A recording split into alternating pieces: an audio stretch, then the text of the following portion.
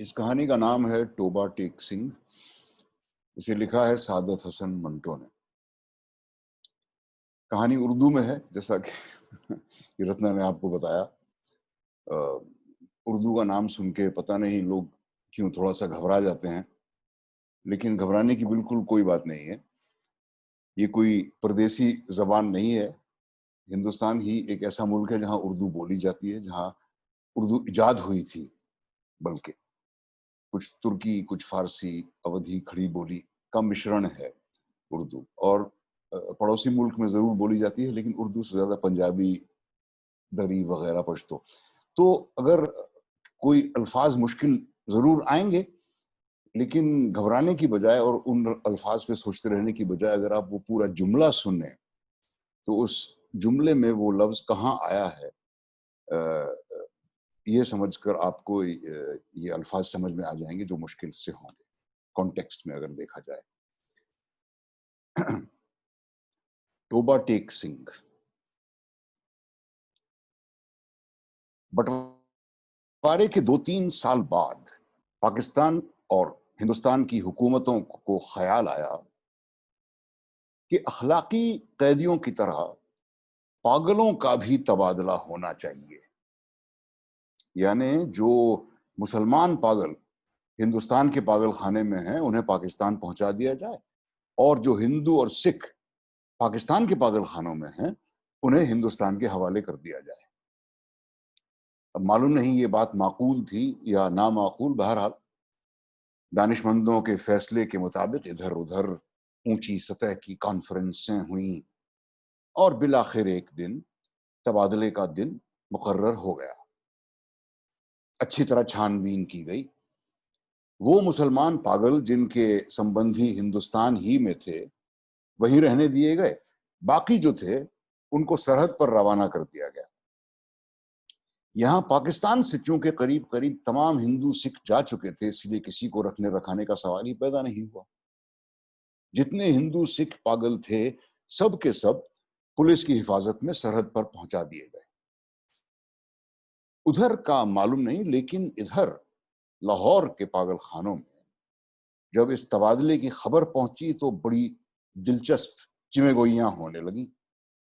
ایک مسلمان پاگل جو 12 برس سے ہر روز باقاعدگی کے ساتھ زمیندار اخبار پڑھتا تھا، اس سے جب ایک دوست نے پوچھا کہ مولوی صاحب یہ پاکستان کیا ہوتا ہے، تو اس نے بڑے غور و فکر کے ساتھ جواب دیا کہ ہندوستان میں ایک ایسی جگہ ہے جہاں استرے بنتے ہیں. اس کا یہ جواب سن کے اس کا دوست مطمئن ہو گیا. اسی طرح ایک اور سکھ پاگل نے ایک دوسرے سکھ سے پوچھا کہ سردار جی ہمیں ہندوستان کیوں بھیجا جا رہا ہے، ہمیں تو وہاں کی بولی میں نہیں آتی ہے. تو دوسرا مسکرایا، مجھے ہندوستانوں کی بولی آتی ہے، ہندوستانی بڑے شیطانی اکڑ اکڑ پھرتے ہیں. ایک مسلمان پاگل نے نہاتے نہاتے پاکستان زندہ آباد کا نعرہ اس زور سے بلند کیا کہ فرش پہ پھسل کے گرا اور بے ہوش ہو گیا. بعض پاگل ایسے تھے جو پاگل نہیں تھے. ان میں اکثریت ایسے قاتلوں کی تھی جن کے رشتہ داروں نے کچھ دے دلا کر انہیں پاگل خانے بھجوا دیا تھا تاکہ پھانسی کے پھندے سے بچ جائیں. یہ لوگ کچھ سمجھتے تھے کہ یہ ہندوستان کیوں تقسیم ہوا ہے اور یہ پاکستان کیا ہے، لیکن صحیح واقعات سے وہ بھی بے خبر تھے. اخباروں سے کچھ پتہ نہیں چلتا تھا اور پہرے دار سپاہی ان پڑھ اور جاہل تھے، ان کی گفتگو سے بھی وہ کوئی نتیجہ برآمد نہیں کر پاتے. ان کو صرف اتنا معلوم تھا کہ ایک آدمی محمد علی جناح ہے جس کو قائد اعظم کہتے ہیں. اس نے مسلمانوں کے لیے ایک علیحدہ ملک بنایا ہے جس کا نام پاکستان ہے. اب وہ کہاں ہے، اس کا محلہ وقوع کیا ہے، اس کے متعلق وہ کچھ نہیں جانتے تھے. یہی وجہ تھی کہ پاگل خانے میں وہ سب پاگل جن کا دماغ پوری طرح معوف نہیں ہوا تھا، خراب نہیں ہوا تھا، اس مخمصے میں گرفتار تھے کہ وہ پاکستان میں ہیں کہ ہندوستان میں. اگر ہندوستان میں ہیں تو پاکستان کہاں ہے؟ اور اگر وہ پاکستان میں ہے تو یہ کیسے ہو سکتا ہے کہ وہ کچھ عرصے پہلے یہیں رہتے ہوئے ہندوستان میں تھے؟ ایک پاگل تو پاکستان اور ہندوستان، ہندوستان پاکستان کے چکر میں کچھ ایسا گرفتار ہوا کہ اور زیادہ پاگل ہو گیا. جھاڑو دیتے دیتے ایک دن درخت پر چڑھ گیا اور ٹہنی پر بیٹھ کر 2 گھنٹے مستقل تقریر کرتا رہا جو پاکستان اور ہندوستان کے نازک مسئلے پر تھی. سپاہیوں نے اس سے نیچے اترنے کو کہا تو وہ اور اوپر چڑھ گیا. اسے ڈرایا دھمکایا گیا تو اس نے کہا میں نہ ہندوستان میں رہنا چاہتا ہوں نہ پاکستان میں اس درخت پر ہی رہوں گا. تھوڑی دیر بعد جب اس کا دورہ سرد پڑا تو وہ نیچے اتر کر اپنے ہندو سکھ دوستوں سے گلے مل مل کر بہت رویا. اس خیال سے اس کا دل بھر آیا تھا کہ وہ اسے چھوڑ کے ہندوستان چلے جائیں گے. ایک ایم ایس سی پاس ریڈیو انجینئر جو مسلمان تھا اور دوسرے پاگلوں سے بالکل الگ تھلگ باقی خاص روش پر سارا دن خاموش ٹہلتا رہتا تھا، یہ تبدیلی نمودار ہوئی کہ اس نے اپنے تمام کپڑے اتار کر دفادار کے حوالے کر دیے اور ننگ دھڑنگ سارے باغ میں چلنا شروع کر دیا. ایک موٹے مسلمان پاگل نے جو مسلم لیگ کا سرگرم کارکن تھا اور دن میں 15-16 مرتبہ نہاتا تھا، یکلخت ایک عادت ترک کر دی. اس کا نام محمد علی تھا. چنانچہ اس نے اعلان کر دیا کہ وہ قائد اعظم محمد علی جناح ہے. اس کی دیکھا دیکھی ایک سکھ پاگل ماسٹر تارا سنگھ بن گیا. اس سے پہلے کہ مکہ مکی پر بات ہو جائے دونوں کو الگ الگ خطرناک پاگل قرار کر کے علیحدہ علیحدہ رکھ دیا، بند کر دیا گیا. لاہور کا ایک نوجوان ہندو وکیل محبت میں مبتلا ہو کر پاگل ہو گیا تھا. جب اس نے سنا کہ امرتسر ہندوستان میں چلا گیا ہے تو اسے بڑا دکھ ہوا. وہاں کی ایک مسلمان لڑکی سے اسے محبت ہو گئی تھی. سو اس نے اس وکیل کو ٹھکرا دیا تھا، مگر دیوانگی کے حالت میں بھی وہ اس کو نہیں بھولا پایا. چنانچہ وہ ان تمام لیڈروں کو گالیاں دیتا تھا جنہوں نے مل کر ہندوستان کے 2 ٹکڑے کر دیے اور اس کی مسلم محبوبہ ہندوستانی ہو گئی اور وہ پاکستانی. جب تبادلے کی بات شروع ہوئی تو اس وکیل کو کئی پاگلوں نے سمجھایا کہ وہ دل چھوٹا نہ کرے، اسے ہندوستان بھیج دیا جائے گا، اسی ہندوستان میں جہاں اس کی محبوبہ رہتی ہے. مگر وہ لاہور نہیں چھوڑنا چاہتا تھا. اس کا خیال تھا کہ امرتسر میں اس کی پریکٹس نہیں چلے گی. یورپین وارڈ میں 2 اینگلو انڈین پاگل تھے. انہیں جب معلوم ہوا کہ ہندوستان کو آزاد کر کے انگریز چلے گئے ہیں تو ان کو بڑا رنج ہوا. وہ چھپ چھپ کر اس مسئلے پر گفتگو کرتے رہتے کہ پاگل خانے میں اب ان کی حیثیت کیا رہے گی. یورپین وارڈ رہے گا یا اڑا دیا جائے گا؟ بریک فاسٹ ملا کرے گا یا ڈبل روٹی کی بجائے انہیں بلڈی انڈین چپاتی تو زہر مار نہیں کرنا پڑے گی؟ ایک سکھ تھا جس کو پاگل خانے میں داخل ہوئے قریب 15 برس ہو چکے تھے. ہر وقت اس کی زبان سے یہ عجیب و غریب الفاظ سننے میں آتے: اوپر دی گڑگڑ دی، انیکسی دی بے دھیانا، دی مونگ دی دال آف دی لالٹین. وہ نہ دن میں سوتا تھا نہ رات میں. پہرے داروں کا کہنا تھا کہ 15 برس کے طویل عرصے میں وہ ایک لمحے کے لیے بھی نہیں سویا تھا. وہ بیٹھتا بھی نہیں تھا، البتہ کسی دیوار کے ساتھ کبھی کبھی ٹیک لگا لیتا. ہر وقت کھڑا رہنے سے اس کے پاؤں سوج گئے تھے، پنڈلیاں بھی پھول گئی تھیں، مگر جسمانی تکلیف کے باوجود وہ لیٹ کر آرام نہیں کرتا تھا. معاف کیجیے. ہندوستان، پاکستان اور پاگلوں کے تبادلے کے بارے میں جب کبھی پاگل خانے میں گفتگو ہوتی تو وہ بڑے غور سے سنتا. کوئی اس سے پوچھتا کہ اس کی کیا رائے ہے تو وہ بڑی سنجیدگی سے جواب دیتا: اوپر دی گڑگڑ دی، انکس دی بے دھیانا دی، مونگ دی دال آف دی پاکستان گورنمنٹ. لیکن بعد میں آف دی پاکستان گورنمنٹ کی جگہ آف دی توبہ ٹیک سنگھ گورنمنٹ نے لے لی. اور اس نے دوسرے پاگلوں سے پوچھنا شروع کیا کہ توبہ ٹیک سنگھ کہاں ہے جہاں کا وہ رہنے والا تھا. کسی کو بھی معلوم نہیں تھا کہ توبہ ٹیک سنگھ پاکستان میں ہے یا ہندوستان میں. جو بتانے کی کوشش کرتے وہ خود اس الجھاؤ میں گرفتار ہو جاتے کہ یہ سیالکوٹ پہلے ہندوستان میں ہوتا تھا، اب سنا پاکستان میں. کیا پتا لاہور جو پاکستان میں ہے کل ہندوستان میں چلا جائے یا سارا ہندوستان ہی پاکستان بن جائے. اور یہ بھی کون ہاتھ سینے پہ ہاتھ رکھ کر کہہ سکتا ہے کہ ہندوستان اور پاکستان دونوں ہی ایک سرے سے غائب ہی ہو جائیں. اس سکھ پاگل کے کیس چھدرے ہو کے بہت مختصر رہ گئے تھے. چونکہ وہ بہت کم نہاتا تھا اس لیے داڑھی اور بال آپس میں جم گئے تھے، جن کے باعث اس کی شکل بڑی بھیانک ہو گئی تھی، مگر آدمی بے ضرر تھا. 15 برسوں میں اس نے کبھی کسی سے جھگڑا فساد نہیں کیا. پاگل خانے کے جو پرانے ملازم تھے وہ اس کے متعلق اتنا جانتے تھے کہ توبہ ٹیک سنگھ میں اس کی کئی زمینیں تھیں. اچھا کھاتا پیتا زمیندار تھا کہ اچانک دماغ الٹ گیا. اس کے رشتہ دار لوہے کی موٹی موٹی زنجیروں میں اسے باندھ کر لائے اور پاگل خانے میں داخل کر گئے. مہینے میں ایک بار ملاقات کے لیے یہ لوگ آتے تھے اور اس کی خیر خیریت دریافت کر کے چلے جاتے تھے. ایک مدت تک یہ سلسلہ جاری رہا، پر جب پاکستان ہندوستان کی گڑبڑ شروع ہوئی تو ان کا آنا بھی بند ہو گیا. اس کا نام بشن سنگھ تھا، مگر سب اسے توبہ ٹیک سنگھ کہتے تھے. اسے یہ قطعی معلوم نہیں تھا کہ دن کون سا ہے، مہینہ کون سا ہے یا کتنے سال بیت چکے ہیں.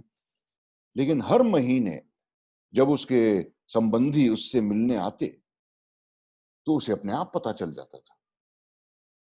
چنانچہ وہ دفعدار سے کہتا کہ اس کی ملاقات آ رہی ہے. اس دن وہ اچھی طرح نہاتا، بدن پر خوب صابن ملتا، سر میں تیل لگا کر کنگھا کرتا.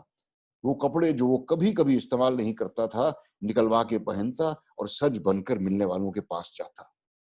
وہ اس سے کچھ پوچھتے تو وہ خاموش رہتا. یا کبھی کبھار وہ پڑتی گڑگڑ دی انکسی دی بے دھیانا آف دی مونگ دی دال آف دی لالٹین کہہ دیتا. اس کی ایک لڑکی تھی جو ہر مہینے ایک انگلی بڑھتے بڑھتے 15 برس میں جوان ہو گئی تھی. بشن سنگھ اسے پہچانتا ہی نہیں تھا. پاکستان اور ہندوستان کا قصہ جب شروع ہوا تو اس نے دوسرے پاگلوں سے پوچھنا شروع کیا کہ توبہ ٹیک سنگھ کہاں ہے، مگر اطمینان بخش جواب نہ مل سکا. تو اس کی کرید دن بدن بڑھتی گئی. اب ملاقات بھی نہیں آتی تھی. پہلے تو اسے اپنے آپ پتا چل جاتا تھا کہ ملنے والے آ رہے ہیں، پر اب جیسے اس کے دل کی آواز بھی بند ہو گئی تھی جو اسے ان کی آمد کی خبر دے دیا کرتی تھی. اس کی بڑی خواہش تھی کہ وہ لوگ آئیں جو اس سے ہمدردی کا اظہار کرتے تھے، اس کے لیے پھل، مٹھائیاں، کپڑے لاتے تھے. وہ یقیناً اسے بتا دیں گے کہ توبہ ٹیک سنگھ پاکستان میں ہے یا ہندوستان میں ہے. اس کا خیال تھا وہ توبہ ٹیک سنگھ سے ہی تو آتے تھے. پاگل خانے میں ایک پاگل ایسا بھی تھا جو خود کو خدا کہتا تھا. اس نے جب ایک دن اس سے جب ایک دن بشن سنگھ نے پوچھا کہ توبہ ٹیک سنگھ پاکستان میں ہے یا ہندوستان میں، تو خدا نے حسب عادت قہقہا لگایا اور کہا وہ نہ ہندوستان میں ہے نہ پاکستان میں، اس لیے کہ ہم نے ابھی حکم نہیں دیا. بشن سنگھ نے اس سے کئی مرتبہ بڑی منت سماجت کی کہ وہ حکم دے دے تاکہ یہ جھنجٹ ختم ہو، مگر خدا بہت مصروف تھا اس لیے کہ اسے اور بڑے شمار حکم دینے تھے. ایک دن تنگ آ کر بشن سنگھ اس خدا پہ برس پڑا.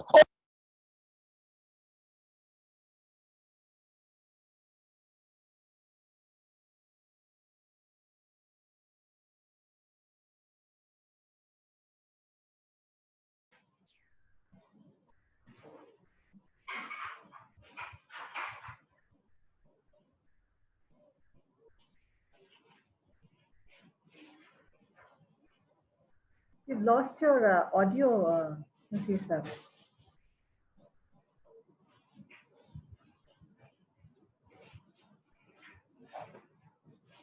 No, we can't hear you at all.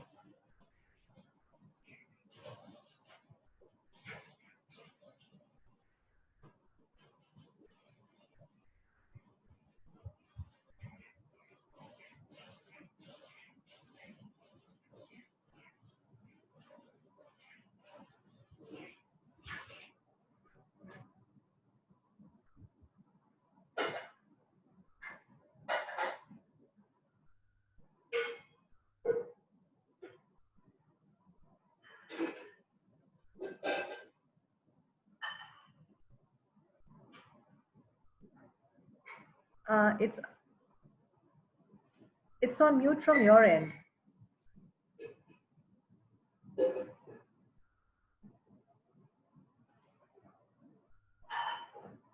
Hello?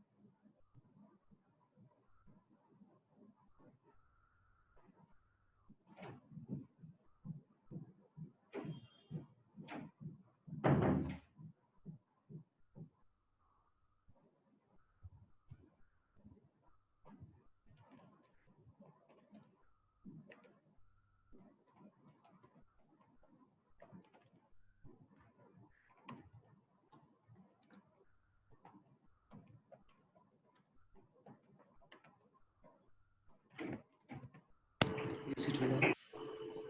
Can you do it without the microphone? Yes, it's fine now. Okay. Okay, so where did it break off? You were in the middle of the Khuda story. Okay. तो हाँ माफ कीजिएगा हाजरीन, ये electronic savvy होना बहुत जरूरी हो गया है आजकल के जमाने में। तो पागल खाने में एक पागल ऐसा भी था जो खुद को खुदा कहता था। उससे जब एक दिन बिशन सिंह ने पूछा कि डोबा टेक सिंह हिंदुस्तान में है या पाकिस्तान में, तो उस खुदा ने हस्बे आदत कहा लगाया और कहा वो ना पाकिस्तान में है ना हिंदुस्तान में, इसलिए कि हमने अभी हुक्म नहीं दिया। बिशन सिंह ने कई मर्तबा उससे बड़ी मिन्नत समाजत की कि वो हुक्म दे दे ताकि झंझट खत्म हो, मगर खुदा बहुत मसरूफ था, इसलिए उसे बेशुमार और हुक्म देने थे। और फिर एक दिन तंग आकर बिशन सिंह उस खुदा पे बरस पड़ा। ओ बड़ी गड़गड़ दी एनएक्सी दी बेध्याना आपकी मूंग दी दाल ऑफ दी वाहे गुरु जी दा खालसा एंड वाहे गुरु जी दी फतेह। इसका शायद मतलब ये था कि तुम मुसलमानों के खुदा हो इसलिए मेरी बात नहीं सुनते, अगर सिखों के खुदा होते तो जरूर मेरी बात सुनते। तबादले से कुछ दिन पहले डोबा टेक सिंह का एक मुसलमान दोस्त मुलाकात के लिए आया। वो पहले कभी नहीं आया था। जब बिशन सिंह ने उसे देखा, वो एक तरफ हट गया और वापस जाने लगा, मगर सिपाहियों ने उसे रोका। अरे तुमसे मिलने आया तुम्हारा दोस्त फजलदीन। बिशन सिंह ने फजलदीन की तरफ देखा और बड़बड़ाने लगा। वो बड़ी गड़बड़।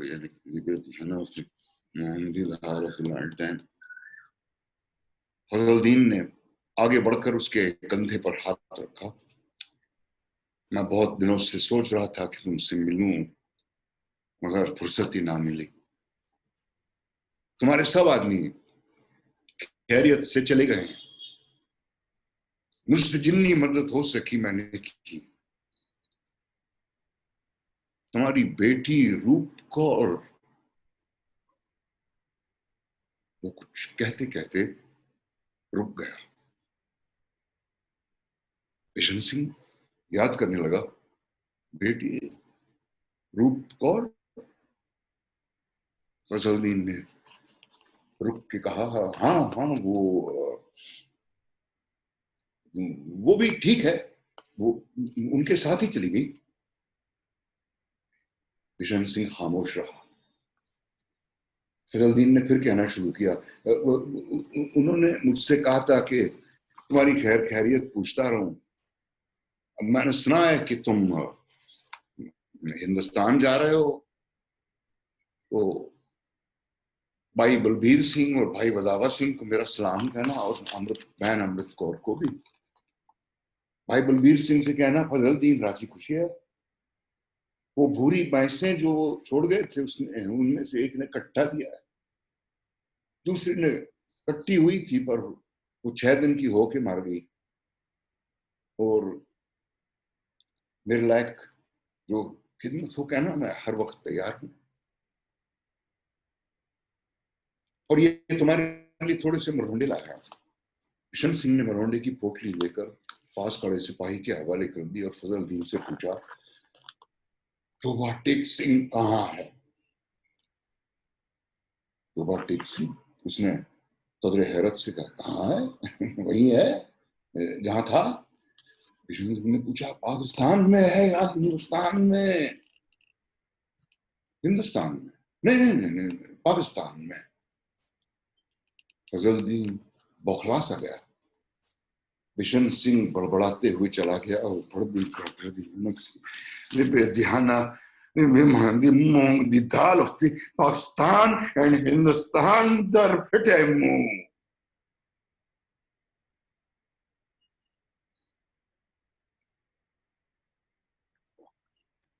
तबादले की तैयारियां मुकम्मल हो चुकी थी।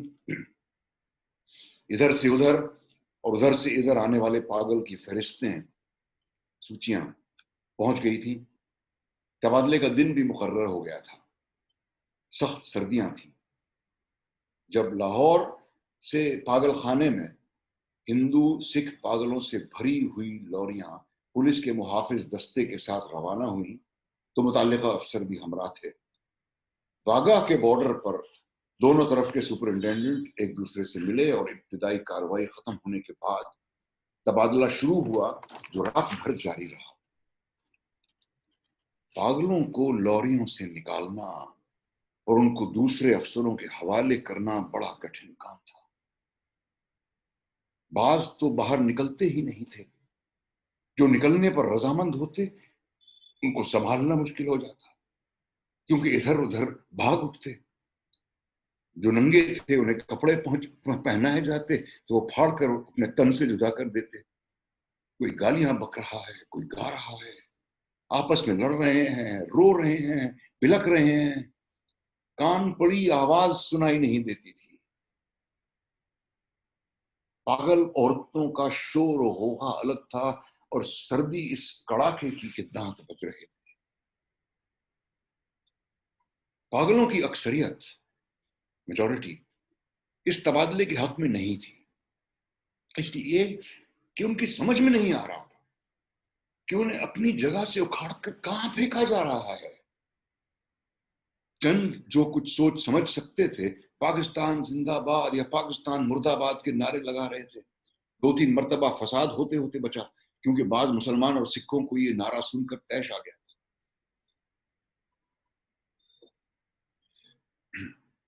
जब बिशन सिंह की बारी आई और वाघा के उस पार का मुतल्लिका अफसर उसका नाम रजिस्टर में दर्ज करने लगा, तो उसने पूछा, तोबा टेक सिंह कहां है? हिंदुस्तान में या पाकिस्तान में? मुतल्लिका अफसर हंसा, पाकिस्तान में। ये सुनकर बिशन सिंह उछलकर एक तरफ खड़ा हो गया और दौड़कर अपने बाकी साथियों के पास पहुंच गया। पाकिस्तानी सिपाहियों ने उसे पकड़ लिया और दूसरी तरफ ले जाने लगे, मगर उसने चलने से इनकार कर दिया। तोबा टेक सिंह यहां है, तोबा टेक सिंह यहां है, और जोर जोर से चिल्लाने लगा। टोबा टेक सिंह यहाँ है, ऊपर दी गड़गड़ दी annex the बेध्याना the moong the dal of the Toba take Singh and Pakistan. से बहुत समझाया गया कि देखो ये टोबा टेक सिंह जो भी है हिंदुस्तान चला गया होगा, अगर नहीं गया तो उसे फौरन वहां भेज दिया जाएगा, मगर वो न माना। जब उसको जबरदस्ती दूसरी तरफ ले जाने की कोशिश की गई तो वो दरमियान में एक जगह इस अंदाज से अपनी सूजी हुई टांगों पर खड़ा हो गया जैसे अब उसे वहां से कोई ताकत नहीं हटा सकती। आदमी क्योंकि बेजरर था इसलिए उससे मजीद जबरदस्ती ना की गई, उसको वहीं खड़ा रहने दिया गया और बाकी काम होता रहा।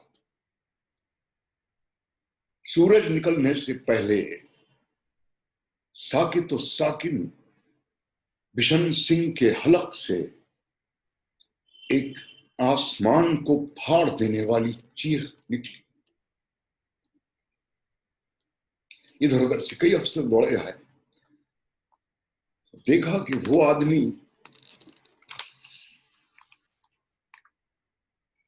आदमी जो 15 बरस तक दिन रात अपनी टांगों पर खड़ा रहा, औंधे मुंह लेटा है। उधर हारदार तारों के पीछे हिंदुस्तान था, इधर वैसे ही तारों के पीछे पाकिस्तान। दरमियान में जमीन के एक टुकड़े पर जिसका कोई नाम न था, टोबा टेक सिंह पड़ा था।